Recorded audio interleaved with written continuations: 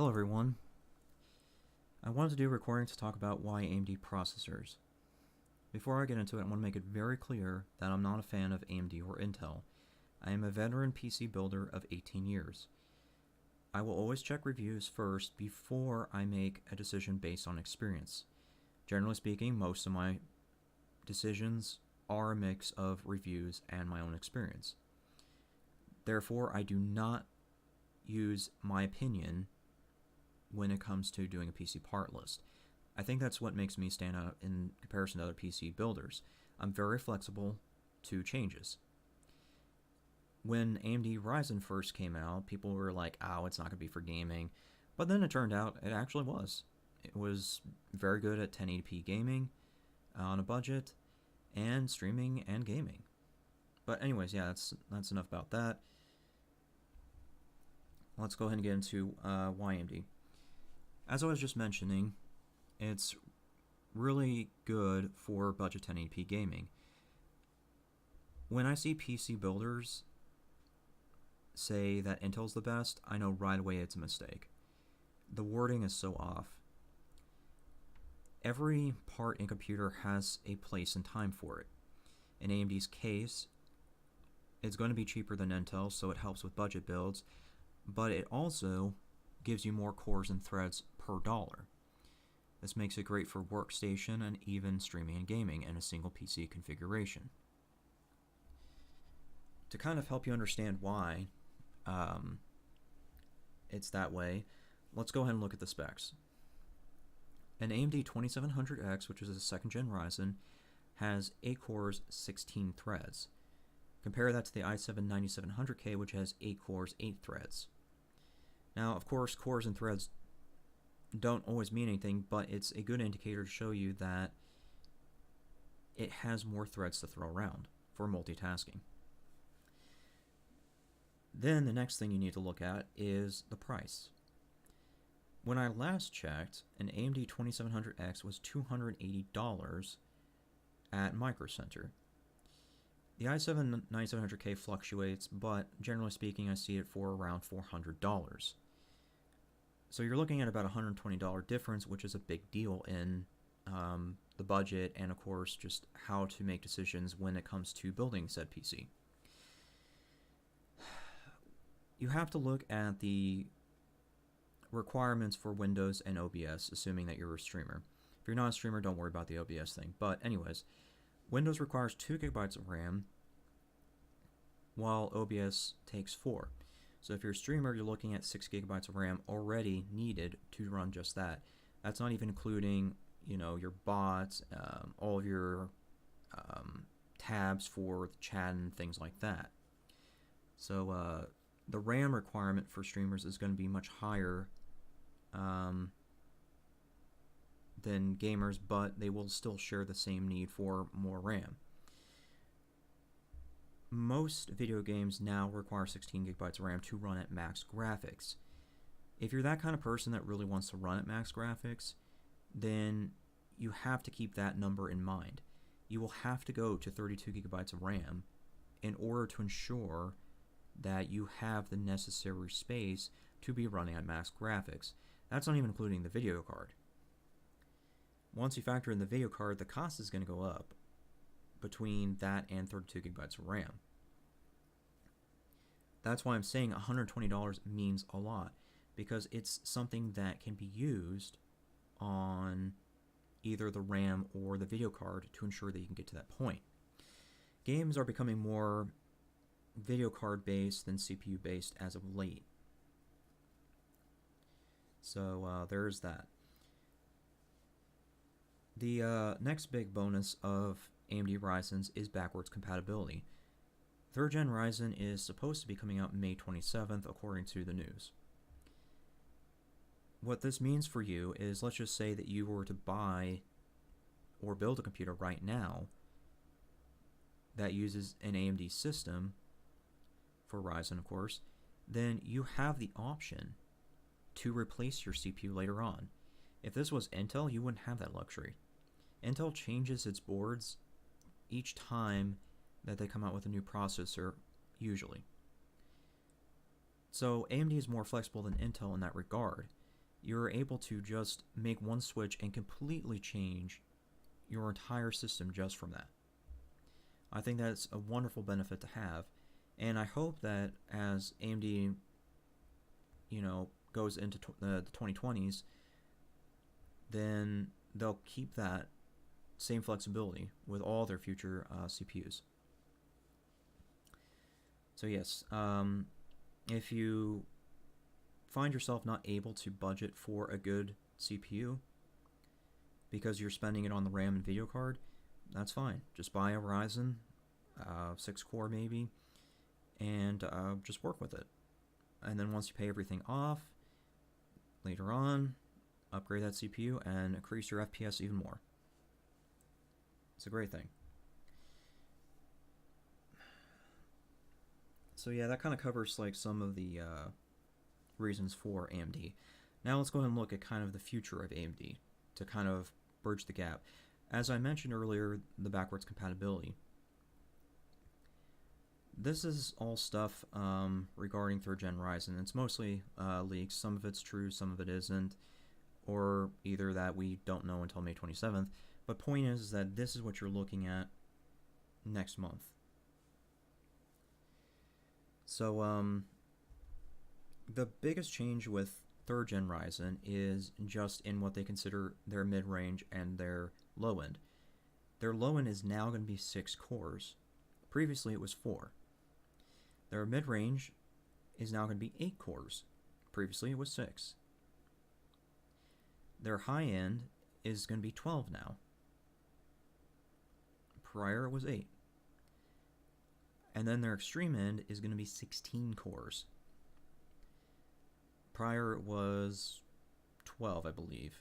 Yeah, 12. Now let's look at the cost of them. So their X models are the ones that have a high base core clock and are generally speaking easier to boost. The 3300X, which is 6 cores, is an estimated $130. Now, I don't think that this is going to be true. I think it's going to be more like $150, $160. But even in that scenario, $160 for 6 cores is insane. Now let's look at the 8 cores, which is the 3600X. $230 is our estimate. Again, that's probably $250, $260 based on 2nd Gen Ryzen launch prices, but still 8 cores for $250 or $260 is insane when you factor in that when the 2700X launched, which is the 2nd Gen Ryzen, it was $350 at retail. And of course later dropped to $280, but still $350 was the retail. So if they can make 8 cores a retail of $260 even at the worst, that's a huge improvement. Intel is going to have a really hard time competing with this.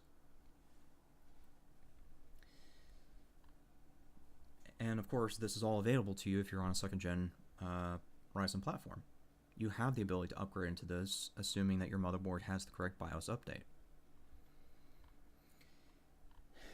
Now let's look at the specs for this to show you how much of an increase we're looking at.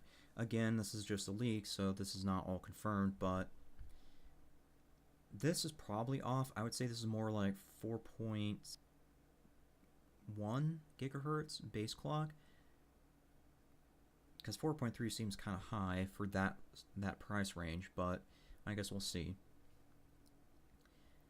That's the 6 core. This 8 core base clock of 4.8. I think I can see 4.3 or 4.4 being more likely based on prior Ryzens and stuff, but even then, that's still a significant change. And then also to keep in mind the wattage that they use. If you'll notice that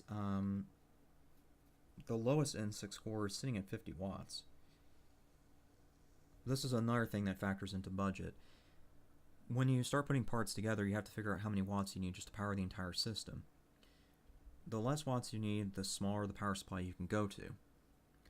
I think with all the 3rd Gen Ryzen changes as well as AMD Navi, it will be possible to run safely on 650 watts or less. As of this year, 650 watts is considered squeaking by in some cases. 750 is considered the safe wattage to go for. So that will help a great deal with the budget if that holds correct on May 27th.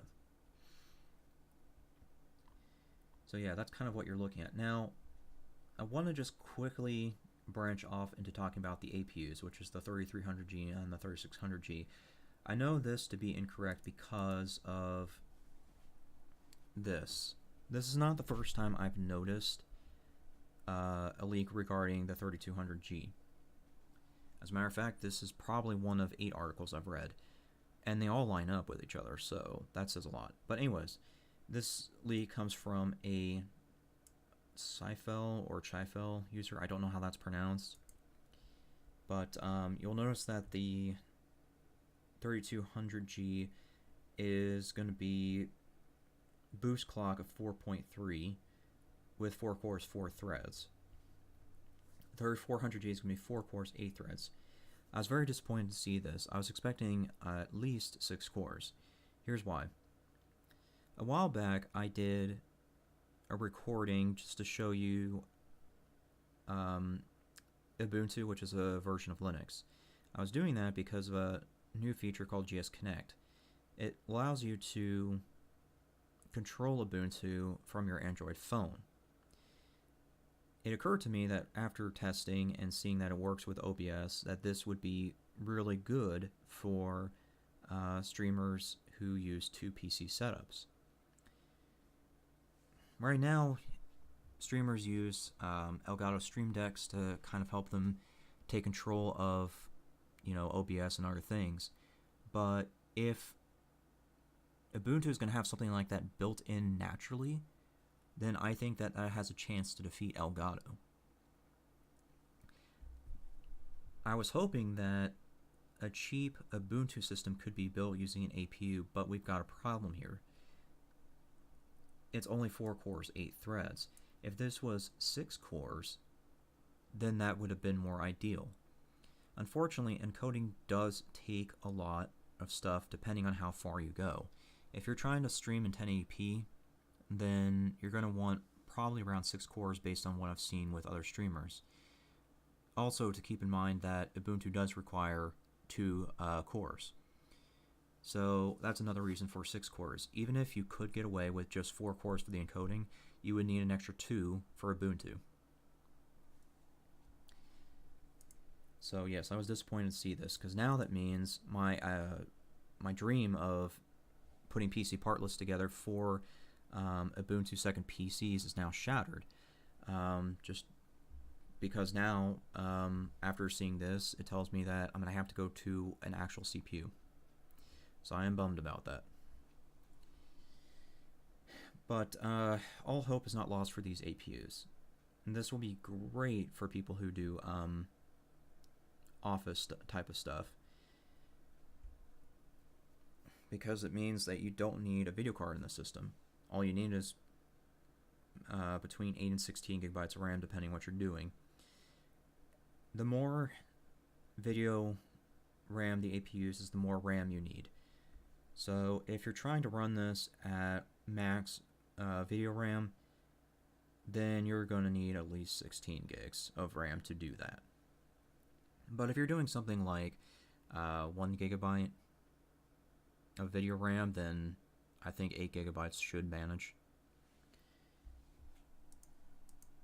But yeah, so that's kind of the most I have to say on this. To conclude, Ryzen is just going to be your go-to budget for 1080p gaming, and quite possibly branching out into something more now that 3rd Gen Ryzen is on the horizon, and in the fact that it also does streaming gaming quite well. So yeah, just kind of some things to think about.